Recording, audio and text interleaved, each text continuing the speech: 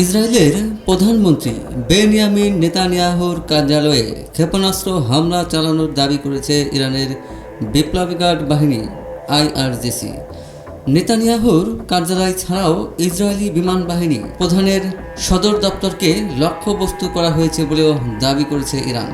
সোমবার আইআরজিসির এক বিবৃতির বরাত দিয়ে ইরানের রাষ্ট্রায়ত্ত বার্তা সংস্থা ফার্স নিউজ এজেন্সি ও মেহের নিউজের প্রতিবেদনে এই তথ্য জানানো হয়েছে। আইআরজিসি বলেছে, ইসরায়েলি প্রধানমন্ত্রী বেনিয়ামিন নেতানিয়াহুর কার্যালয় এবং ইসরায়েলি বিমান বাহিনী প্রধানের সদর দপ্তরে ক্ষেপণাস্ত্র হামলা চালানো হয়েছে।